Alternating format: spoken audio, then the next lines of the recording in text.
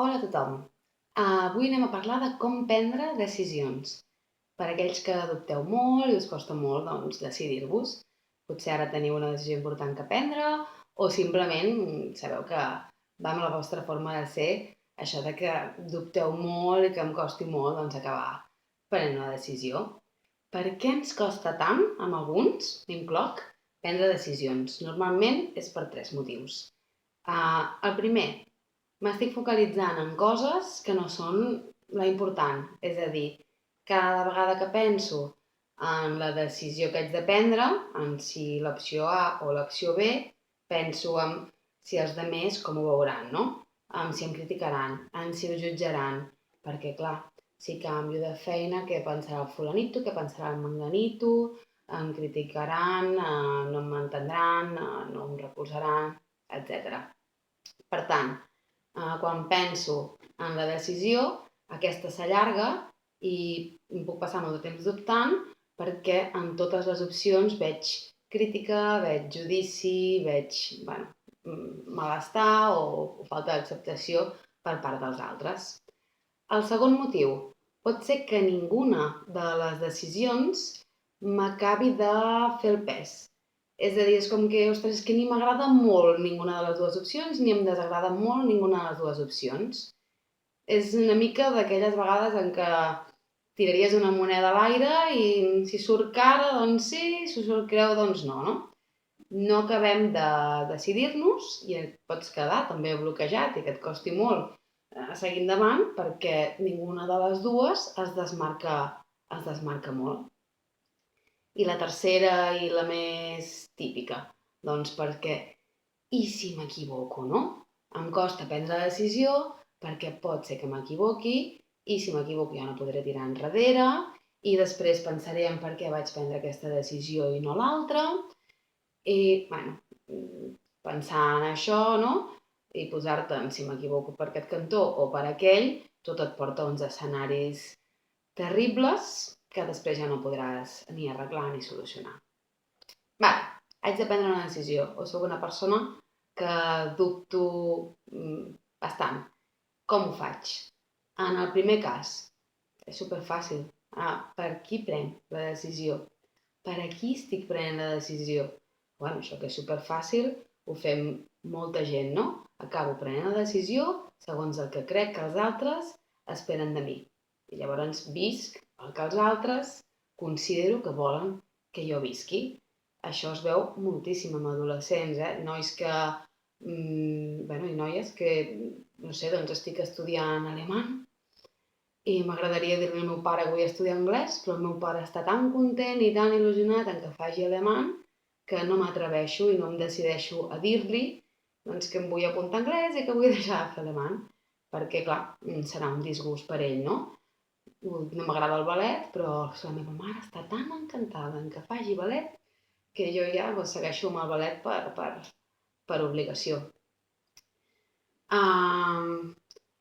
N'hi ha de fortes, no? De gent que està treballant 8 hores en un lloc on estic fatal, on estic a disgust, que no m'aporta, però bueno, tinc un despatx, unes vistes precioses, uns zeros a la nòmina molt macos.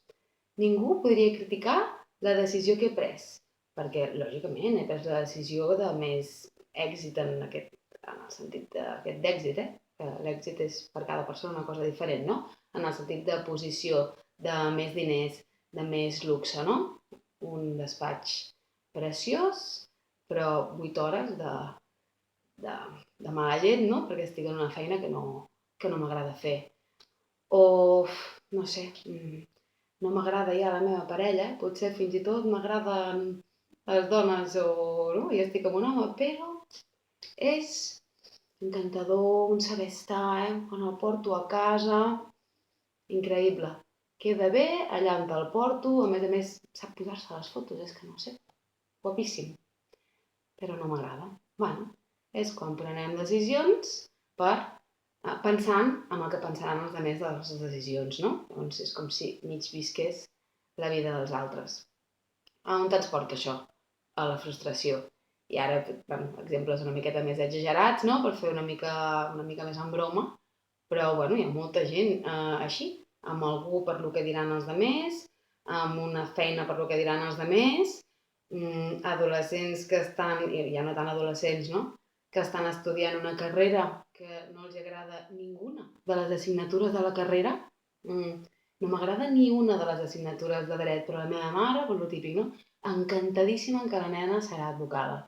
Doncs això sembla greu i sembla potser fort, però passa i ens passa amb tots. Què fer? Doncs decidir per nosaltres, prendre les decisions per mi. A la persona que més afectarà serà a mi mateixa i al final el que trobaré serà frustració. Els altres voldran el que sigui per mi, però ells també tenen la seva vida amb la que poden escollir i agafar les opcions que més els realitzin. Doncs jo tinc el mateix dret, igual que els altres. Si no ho entenen, doncs sap greu, però ja no és cosa meva, no? Potser és un treball llavors que han de fer ells per entendre'm a mi. El segon cas, en què no sé molt bé què escollir. Aquí poden passar dues coses. La primera, que és que les dues opcions portin al mateix camí, al mateix lloc, és a dir, si els dos camins porten a Roma, doncs potser per això em costa prendre la decisió i ninguna de les dues em pesa molt, perquè si remeno i busco el per a què de cada una de les dues opcions, resulta que les dues em porten al mateix lloc. Clar, llavors pot ser que em costi perquè realment em porten al mateix lloc. Què faig? Doncs quin camí és més àgil, més pràctic, més agradable per mi, ja em fixo més en el camí i no tant en el que aconseguiré perquè els dos m'hi porten i puc escollir qualsevol de les dues. Si no és el cas, no, és que no em pesa ninguna més que l'altra, però realment em porten a dos panorames molt diferents. Llavors és falta de coneixement. Si no sé què m'agrada, si no sé quins són els meus valors principals, si no sé què és el que flueix en mi, llavors és quan li acabem deixant a l'atzar, no?, lo de la moneda, a les decisions que prengui. Que la moneda cau just en el cantó de la decisió que rutlla més en la meva forma de ser, amb els meus valors? Perfecte. Que no? Doncs vuelve a tirar, no? És com una mica anem fent i ens anem movent com a cegues. I és qüestió de sort que estiguem millor o pitjor amb les decisions que prenem. Està clar, és un avantatge conèixer, és un avantatge treballar-se, és un avantatge saber els teus valors. Si tens una decisió que prendre i et passa això, és que encara que sigui buscant per internet segurament ho trobareu, fer un exercici ràpid de valors. Només amb això ja veureu superclar quina decisió és l'adequada per vosaltres. En una hi haurà més valors dels vostres principals i en l'altra o no n'hi haurà o n'hi haurà menys. La tercera i la més, potser la que bloqueja més perquè és el si m'equivoco, no? I no puc tirar enrere. Aquesta és la que ens pot causar pànic. Jo, en el meu cas, aquesta l'he viscuda. Em vaig passar a l'última empresa quasi 2 anys per realment acabar-me de decidir si volia ser responsable o no. Què passa? La primera sí que m'afectava, no? Perquè vulguis o no, una mica sí que tens gent que és com, és que sempre has d'escollir més posició i més diners, no? No fer-ho és com, no s'acaba d'entendre, no? De vegades amb tothom.